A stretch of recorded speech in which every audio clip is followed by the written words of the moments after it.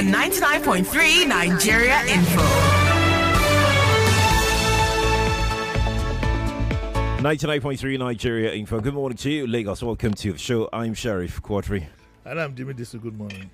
All right, you can watch the show on Facebook and on YouTube. Nigeria Info 99.3 is how you can watch Nigeria Info on Facebook and on YouTube. Just search for us and enjoy. Drop a comment as well for us. We'll take the ones that we can.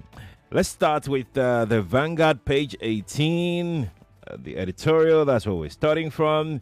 Tinubu and our national values, institutions. Okay, this editorial speaks for itself. Unfortunately, I might not be able to read it through, but what it talks about generally is how the president, whether he places a premium on our national values and institutions. They start by saying it is important to remind all elected or appointed holders of lofty political offices that irrespective of how high those offices are, they are there to serve and not rule.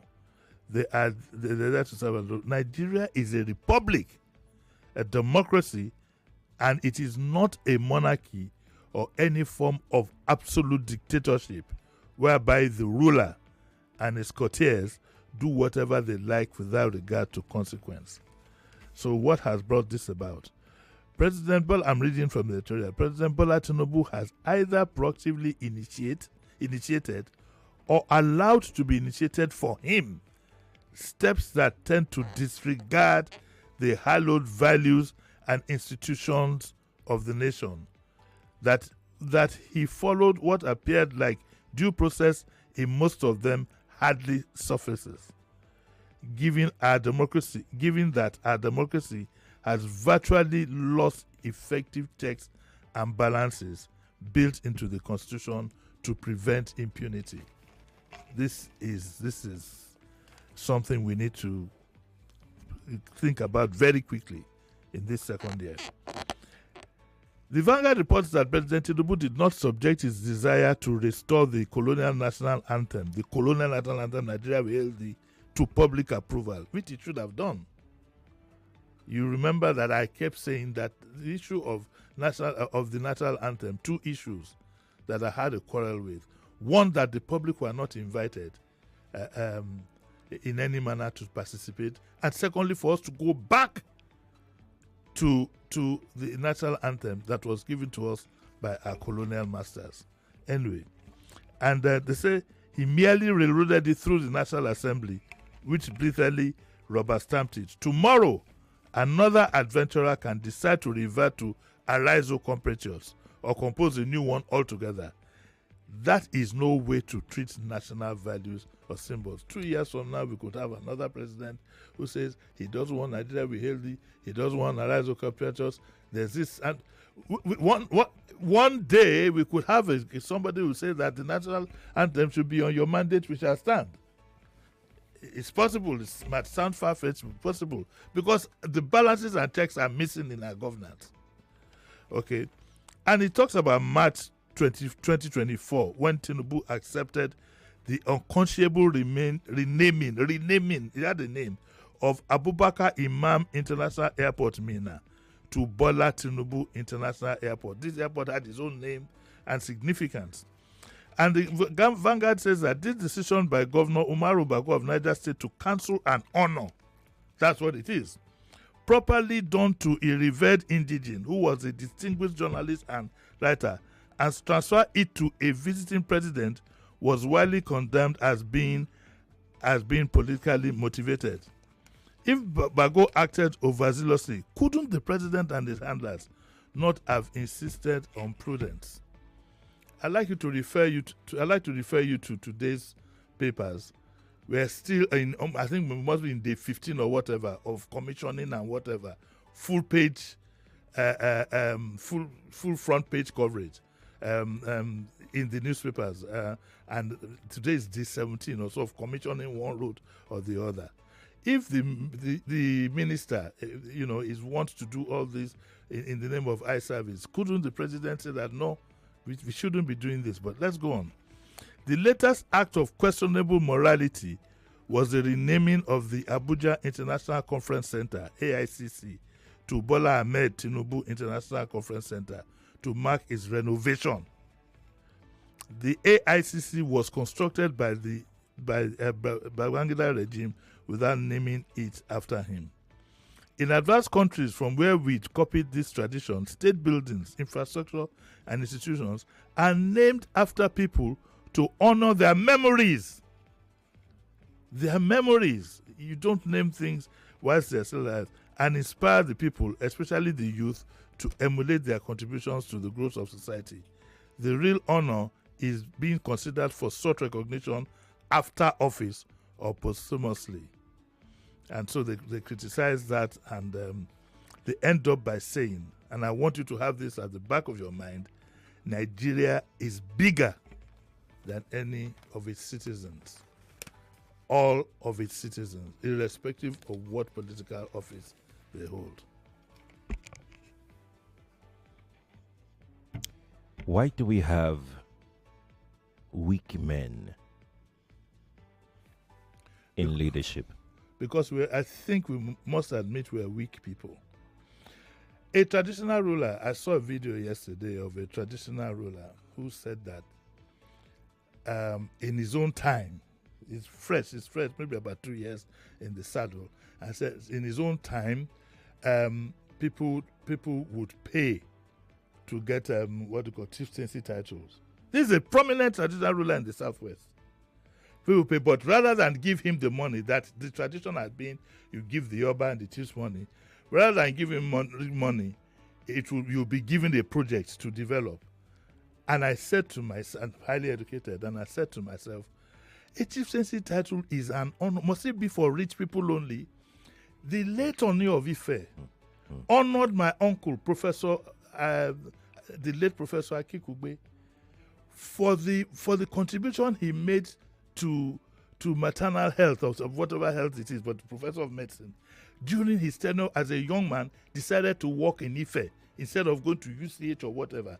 In that honor, he was given a chieftaincy title. I was there, and he was given with that. If I remember very well, there was no this big ceremony, whatever. There was none, because if I remember, the Oni didn't want the professor disturbed. That is an honor for what you have done.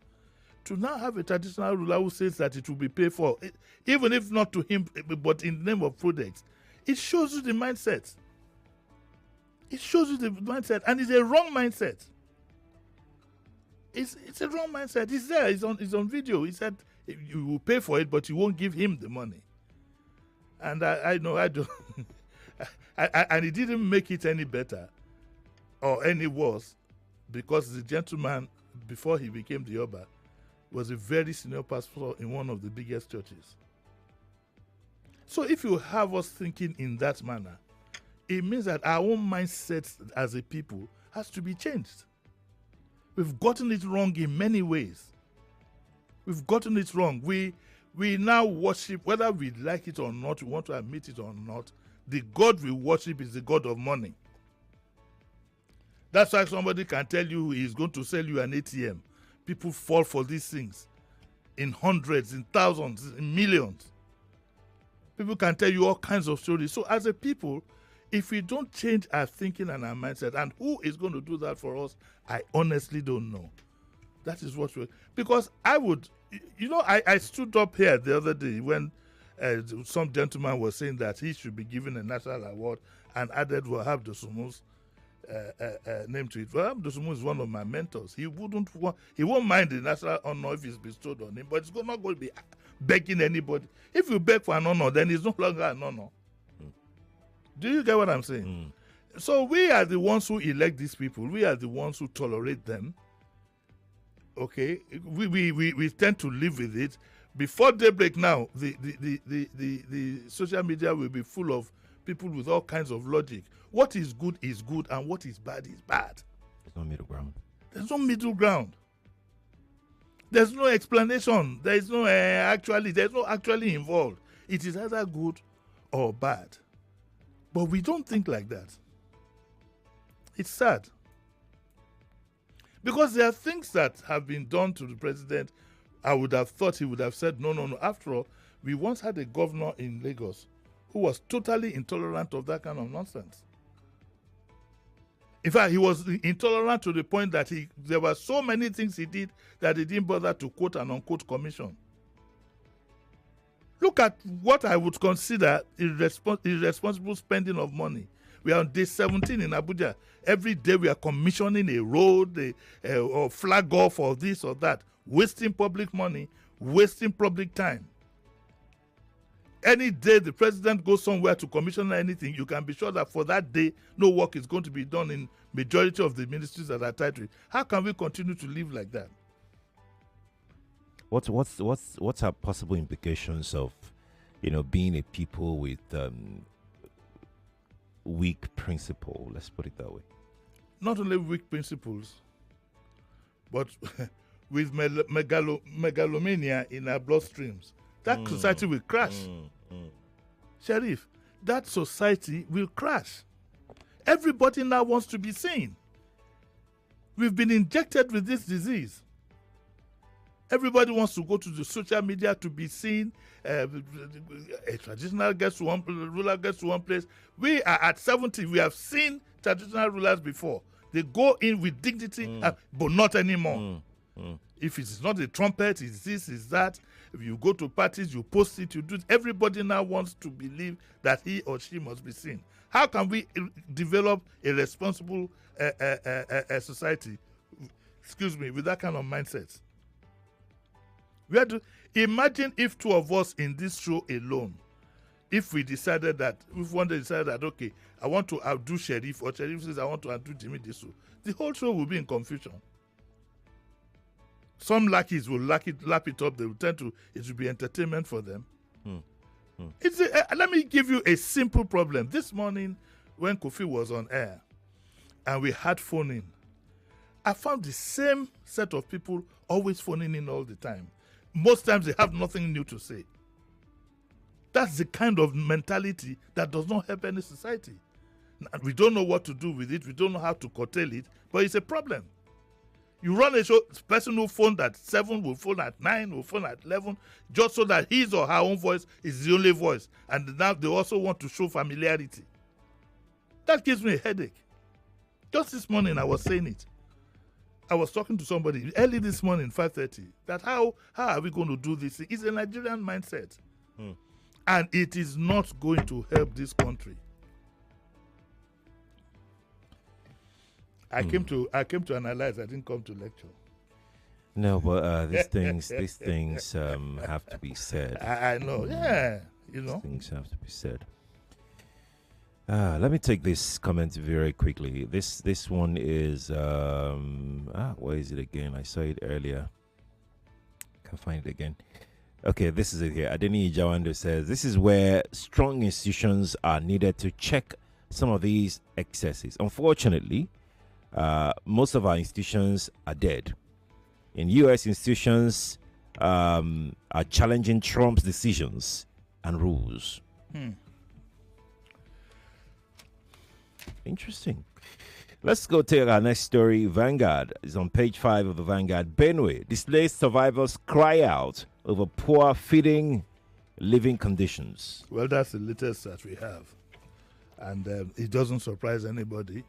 Money would have been budgeted for these things, but of course it's been swiped. So the displaced persons they're lamenting. They say the government has neglected them and they have inadequate relief materials. And they appeal to both the state and federal government to either provide sufficient aid or facilitate their safe return, let them go back to their ancestral homes. And so they protested. The other riders we have here is that Peter Obi slams Tinubu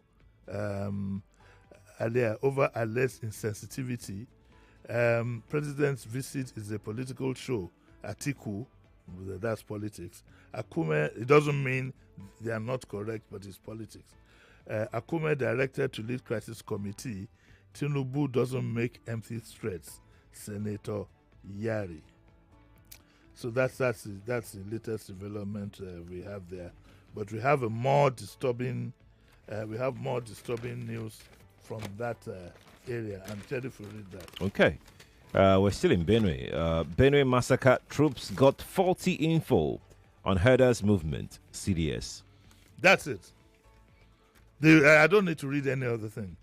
That the Chief of Defense Staff says that troops got faulty info on herder movements. Not only did they get false info, the info they got led them in various other directions.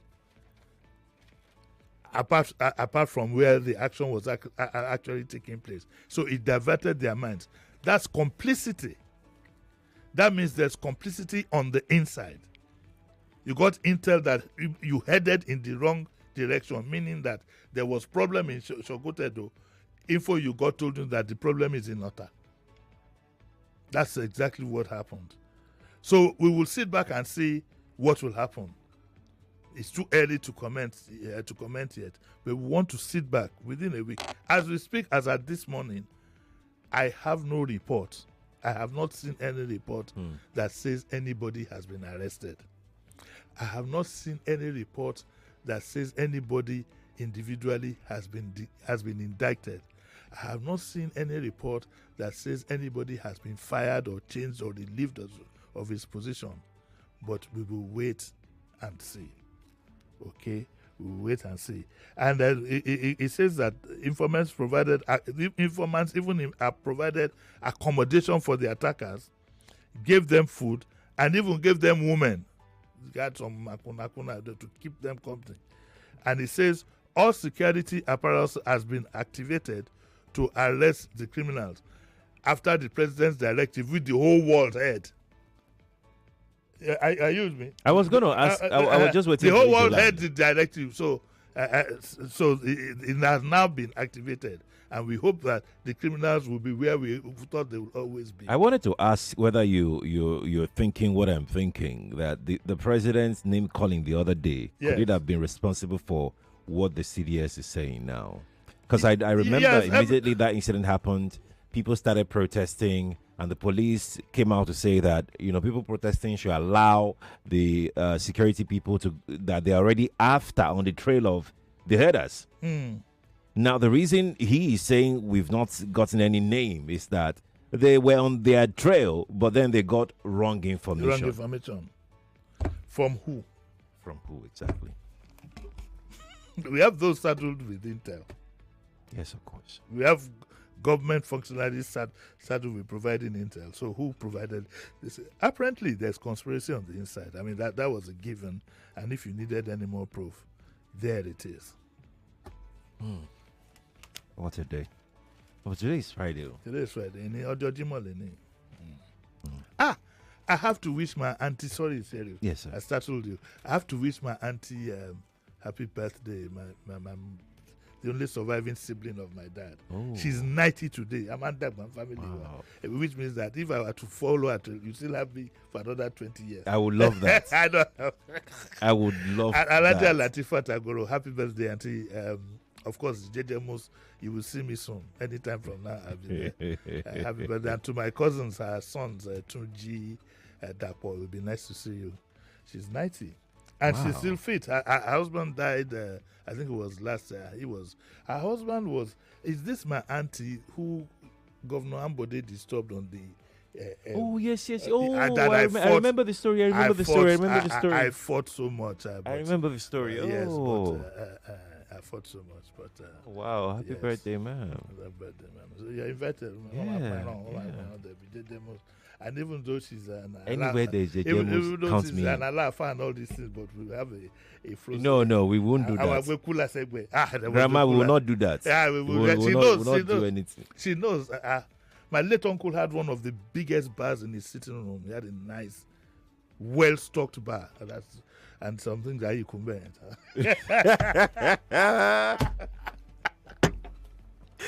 Happy birthday, auntie. Happy birthday, man. Now, let's move on quickly to page 6 of the Vanguard newspaper. Adefarasi pointing stunned gun at another individual constitutes an offense. Lagos CP. Okay, so let's make a mountain out of a molehill. Let's make a mountain. Do you think this is getting like too... Yes, it's getting... Look, this was just a passing incident. And the police will make up their mind. If you left to me, I don't know if I'd be disposed to wanting to prosecute him, really. There's bigger challenges. Just let's it's not a gun, really, so in the first instance that clears it all. But what I also find embarrassing is to hear that policing, we are still investigating. I don't get it. It looks to me like something that is clear cut. In fact, when I heard that it was granted bail, I said, wow, but fair enough. But don't let's make a mountain out of a molehill. I'm sure he has learnt his mistake and error of judgment. He probably go and fix the number very quickly on the car, and they can seize the stun gun for him and destroy it, and so on and so forth. So I plead with, don't let's stretch it. There are so many things that are more important than somebody playing with a toy. Maybe his son's toy gun or whatever it is. So let's make a big fuss. I was surprised to hear that police say that investigation. What are they investigating? It says the pastor is still under investigation. What would have happened? He had this taser, whatever. Where did you buy it? It's on eBay. It's on Amazon. He could have bought it anywhere on one of his trips. And you ask him, where did you buy it? He shows you. He says, what are you investigating again? Or is there more to this than meets the eye? It's looking like it. So the police will be very busy. If you have adults playing kids games, do the needful and move on. It's looking like it. It's looking like it. This is almost a week or so after it, and the police actually, the insinuation I'm getting here is that they are looking for the content creator. Well, the lesson here for everybody is that Big Brother is watching you. Also, I'd like to plead with these content creators in quotes. I see some of what they produce on in the social media.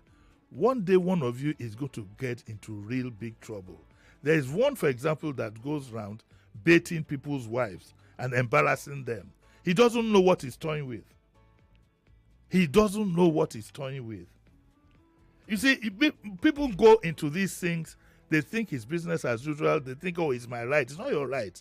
There are limitations to everything. This one particular one, I caught my attention. He goes around baiting people's wives to see if there's some kind, they can lure them into some kind of infidelity.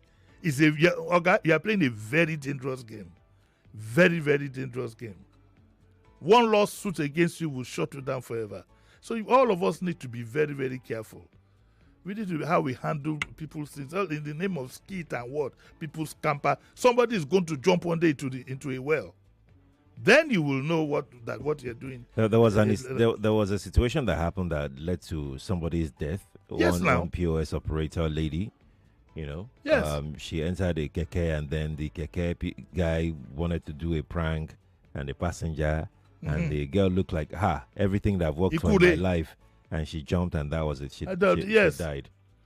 We need to regulate that, but we need to self-regulate. Don't get involved in these things.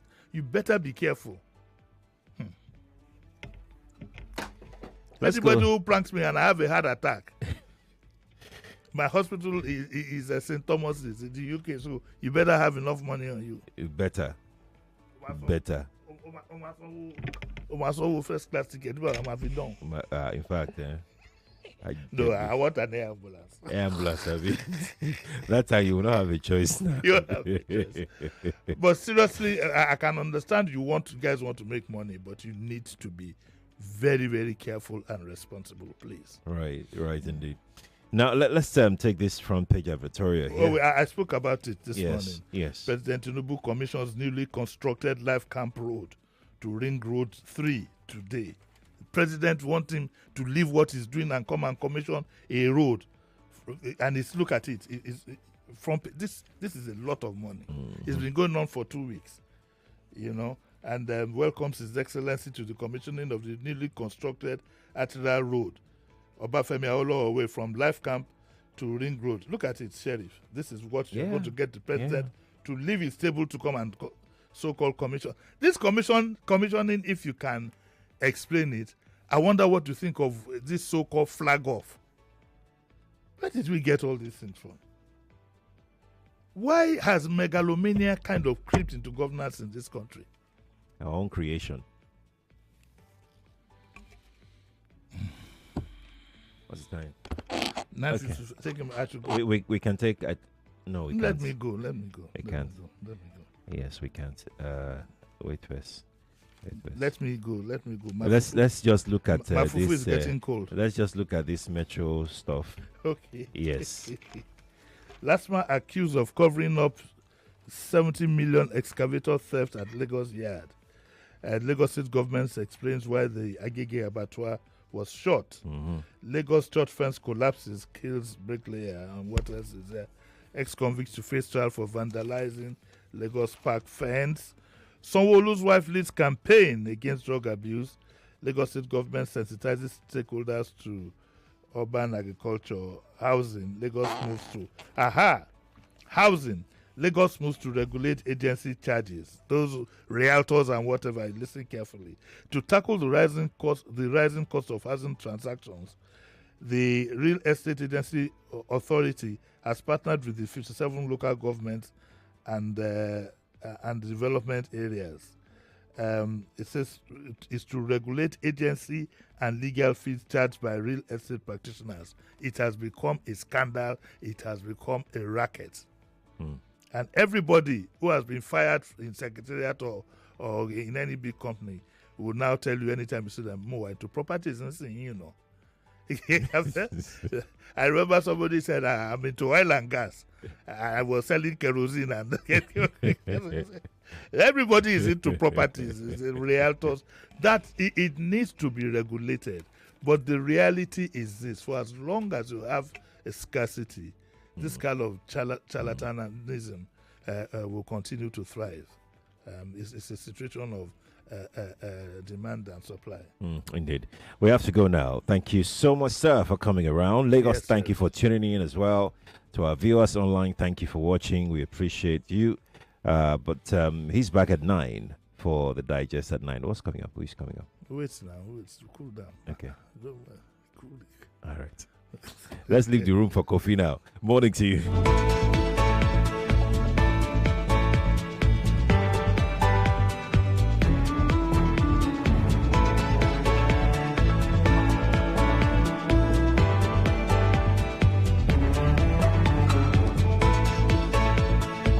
99.3 Nigeria Info. We are more than just radio. Subscribe to our YouTube channel at Nigeria Info FM. Check us out on Facebook at Nigeria Info 99.3. Follow us on Twitter at Nigeria Info FM and on Instagram at Nigeria Info FM Lagos for live updates as it happens. 99.3 Nigeria Info. Let's talk.